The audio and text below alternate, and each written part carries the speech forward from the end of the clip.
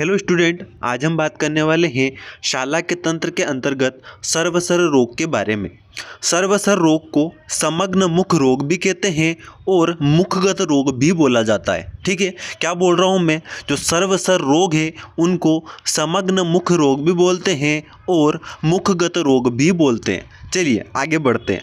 तो यहाँ पर याद कैसे करें इन चीज़ों को? तो जैसा कि मेरा पुराना ही फॉर्मूला हमेशा से चला आ रहा है वही मैं करता हूँ कि हम पहले डिजीज़ को देखते हैं, फिर उसके दोष को देखते हैं, देन उसकी चिकित्सा को देखेंगे। तो यहाँ पर सबसे पहले ये पता होना चाहिए कि सर्वसर रोग की संख्या कितनी होती है। तो यहाँ पर आपको लिखना है कि आचार्य सुश्रुत के अनुसार सर्वसर रोग की संख्या 3 मानी गई है। ठीक है, सबसे पहली चीज़ क्या कि आचार्य सुश्रुत के अनुसार सर्वसर रोग की संख्या कितनी है? 3 है। अब कौन कौन सी है? तो उसके अंदर उन्होंने 3 प्रकार के मुखपाक को माना है। क्या बोल रहा हूँ मैं? उन्होंने 3 प्रकार के मुखपाक को माना है। वातज मुखपाक, पित्तज मुखपाक और कफज मुखपाक। बहुत ही सिंपल है। क्या बोल रहा हूँ मैं कि सर्वसर रोग के अंदर आचार्य सुश्रुत ने 3 प्रकार के डिजीज़ मानी है और क्या मानी है? 3 प्रकार के मुखपाक माने हैं। कौन कौन से? वातज मुखपाक, पित्तज मुखपाक और कफज मुखपाक। अब दोष की बात करें तो दोष तो आपको सामने ही दिख गया कि वातज है तो वात दोष रहेगा, पित्तज है तो पित्त दोष रहेगा और कफज है तो कफ दोष रहेगा। अब बात करें इसकी चिकित्सा की कि भाई चिकित्सा क्या होगी, तो चिकित्सा को मैं आपको समझा देता हूँ। तो जो वातज मुखपाक है उसके अंदर क्या होगा चिकित्सा? वात शामक द्रव्यों से सिद्ध तेल का कवल धारण कराना चाहिए। ठीक है, वात शामक द्रव्यों से सिद्ध तेल का कवल धारण कराना है। जो वात शामक द्रव्य होते हैं जो वात का शमन करते हैं उन द्रव्यों से सिद्ध करके जो तेल बनेगा उसका व्यक्ति को कवल धारण कराना है यदि उसके अंदर वातज मुखपाक डिजीज हो गई है। क्लियर है? सेकेंड स्पेसिफिक याद करना है, पंच लवण चूर्ण से प्रतिसारण करवाना है। ठीक है, पंच लवण चूर्ण से प्रतिसारण करवाना है और नस्य और धूमपान देना है। ठीक है, आगे बढ़े। पित्तज मुखपाक में क्या करना है?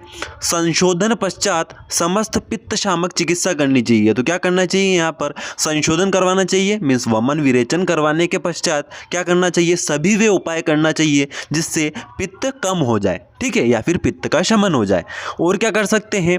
मधुर एवं शीतल क्रिया करवाना चाहिए। तो ये तो हमको पता ही है कि जो पित्त दोष होता है वो क्या करता है? दाह को उत्पन्न करता है, उष्णता को लाता है, गर्मी को बढ़ाता है। तो वहाँ पर शीतल क्रिया करनी पड़ेगी, तो वहाँ पर मधुर एवं शीतल क्रिया हमें करनी चाहिए। नेक्स्ट देखिए, कफज मुखपाक के अंदर कफ शामक चिकित्सा करेंगे। ठीक, क्या करेंगे? कफ शामक चिकित्सा करेंगे और प्रतिसारण और गंडूश करेंगे। ठीक है, तो देखिए यहाँ पर एक पॉइंट तो सभी के अंदर कॉमन है। पहले के अंदर वात शामक चिकित्सा, दूसरे के अंदर पित्त शामक चिकित्सा, तीसरे के अंदर कफ शामक चिकित्सा। फिर यहाँ पर वात के अंदर एक स्पेसिफिक आपने देखा पंच लवण चूर्ण से प्रतिसारण, जो अलग से आपको दिखेगा। नस्य धूमपान करवाना ही है। पित्त के अंदर उष्णता बढ़ रही है, गर्मी बढ़ रही है, तो मधुर और शीतल क्रिया करवा दी। ठीक है, कफ के अंदर प्रतिसारण करवाएंगे और गंडूश के द्वारा कफ का शमन करेंगे। तो बहुत ही आसान है। एक बार और बता देता हूं मैं आपको। हम पढ़ रहे हैं सर्वसर रोग जिनको समग्र मुख रोग या मुखगत रोग भी बोलते हैं। आचार्य सुश्रुत ने इनकी संख्या 3 मानी है। 3 मानी और 3 में भी क्या माना है?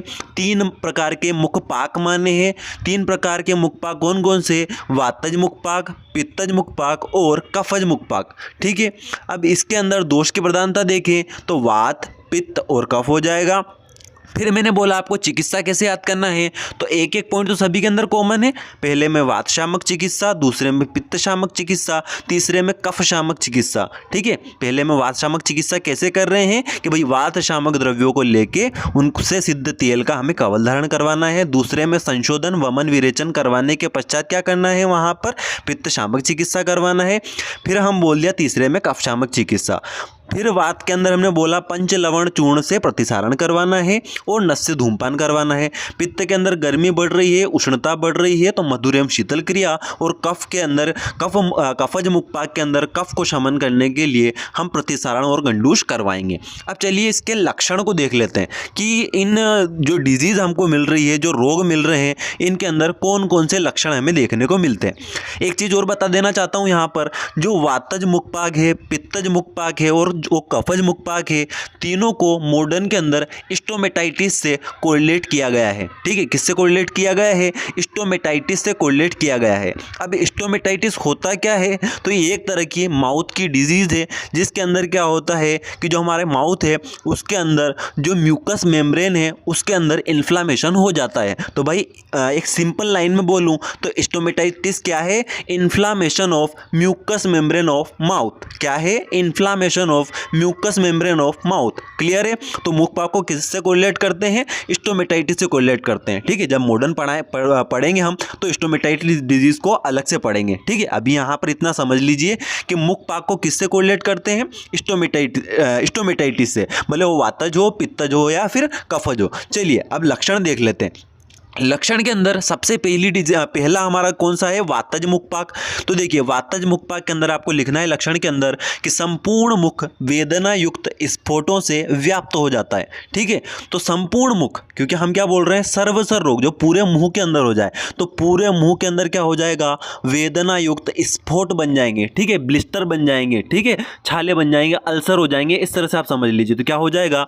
संपूर्ण मुख के अंदर वेदना युक्त स्फोटों से व्याप्त तो हो जाएगा पूरा मुख। किसके अंदर? वातज मुखपाक के अंदर। ठीक है, पित्तज मुखपाक के अंदर देखिए इसके अंदर क्या होगा? संपूर्ण मुख में दाह युक्त रक्तवर्णी एंड पीतवर्णी स्फोट उत्पन्न हो जाते हैं। तो उसमें क्या होगा? सेकेंड वाले में पित्तज मुखपाक में कि पूरे मुख में क्या हो जाएगा? दाह होगा।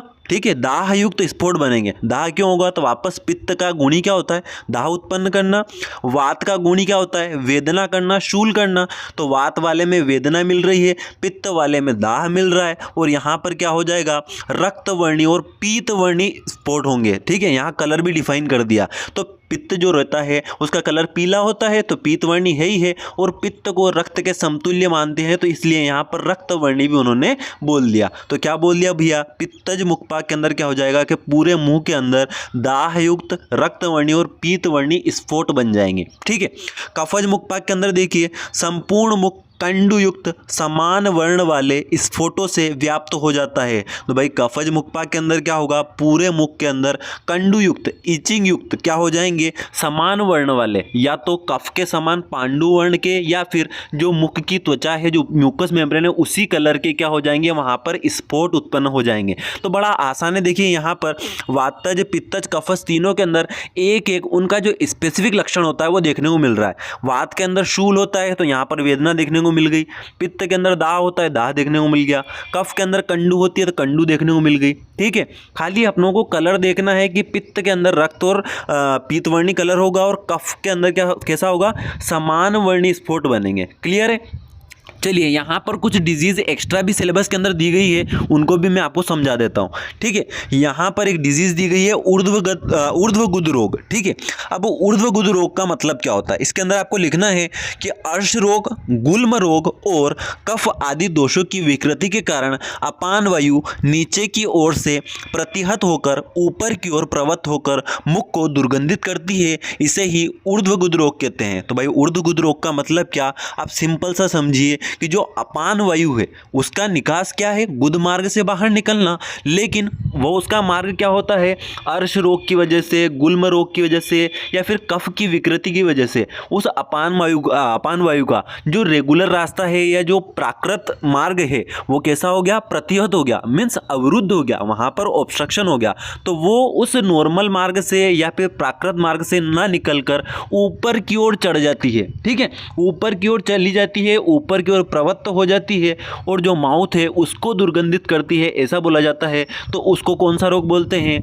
ऊर्ध्वगुद रोग बोलते हैं। भाई इसकी चिकित्सा क्या करनी चाहिए? तो यहाँ पर निदान परिवर्जन चिकित्सा के रूप में हमें अर्श रोग और गुल्म रोग की चिकित्सा करनी चाहिए, क्योंकि उन्हीं की वजह से वात, जो हमारे वातादि दोष हैं या कफ दोष हैं, उनका क्या हो रहा है? अवरोध हो रहा है। तो हमको क्या करना है? वहाँ पर अर्श रोग और गुल्म रोग की चिकित्सा करेंगे तो वहाँ पर हमारा ऊर्ध्वगुद रोग जो है वो ठीक हो जाएगा। नेक्स्ट देखिए पुति वक्रता या फिर पूती मुख रोग। भाई इसके अंदर क्या करना है?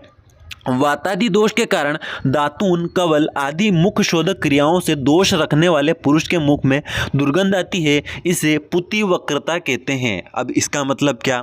भाई क्या होता है कि वात, पित्त, कफ दोषों की विकृति के कारण यदि कोई व्यक्ति रेगुलर ब्रश नहीं करता है या फिर कवल का धारण नहीं करता है, दातून नहीं करता है, तो उसका मुख क्या होता है, दुर्गंधित होने लग जाता है, ठीक है, स्मेल आने लगती है, तो उसको पुति वक्रता बोला गया है। तो इसके अंदर लिखना है कि वातादि दोष के कारण, वातादि दोषों की विकृति के कारण क्या होता है, कोई व्यक्ति यदि दातून, कवल आदि मुख शोधक, ठीक है, मुख शोधक मतलब मुख की शुद्धि करने वाले उपायों को नहीं करता है तो उसके मुख से दुर्गंध आने लगती है, उसी को हम क्या बोलते हैं, पुति वक्रता या फिर पुति मुख रोग बोलते हैं, ठीक है। इसके अंदर चिकित्सा क्या करना है, तो स्नेहन देन वमन, ठीक है, पहले स्नेहन करवाना है, उसके पश्चात वमन करवाना है। वमन करवाएंगे तो जो मुखगत दुर्गंध है वो खत्म हो जाएगी। तीक्ष्ण धूमपान और तीक्ष्ण नस्य देंगे, ठीक है। आगे बात करें, मंजिष्ठा, धातकी, लोध्र आदि द्रव्यों के चूर्ण को मुख में छिड़कना है, ठीक है। इनको मुख में क्यों छिड़केंगे, क्योंकि इनके अंदर क्या होती है, अच्छी स्मेल होती है, तो ये क्या करेंगे, जो दुर्गंध है, जो स्मेल है, उसको खत्म कर देंगे। तो यहाँ पर स्नेहन देन वमन, फिर तीक्ष्ण धूमपान और तीक्ष्ण नस्य, मंजिष्ठा, धातकी, लोध्र आदि द्रव्यों के चूर्ण को मुख में छिड़कना है ताकि स्मेल खत्म हो जाए।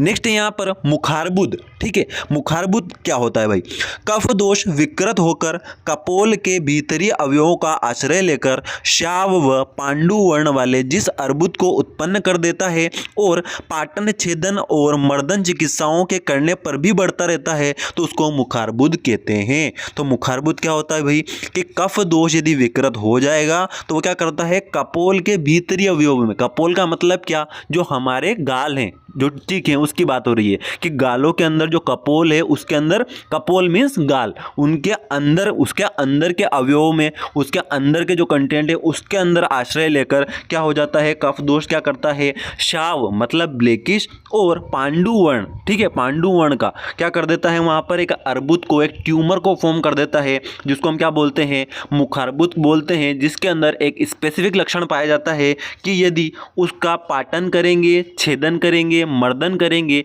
हम चिकित्सा के लिए कर रहे हैं, लेकिन इन चिकित्सा करने के पश्चात वो और ज़्यादा बढ़ जाएगा। तो यहाँ पर क्या करना चाहिए फिर इसको ठीक करने के लिए, तो इसको ठीक करने के लिए वहाँ पर छेदन करना चाहिए, प्रतिसारण करना चाहिए और गंडूस करना चाहिए, ठीक है। तो यहाँ पर क्या करना चाहिए, छेदन करना चाहिए, प्रतिसारण करना चाहिए और गंडूस करना चाहिए। तो इस तरह से आपका मुखारबुद ठीक हो जाएगा। तो इस तरह से आपके सर्व जो रोग हैं वो भी बड़ी आसानी से कंप्लीट हो जाएंगे।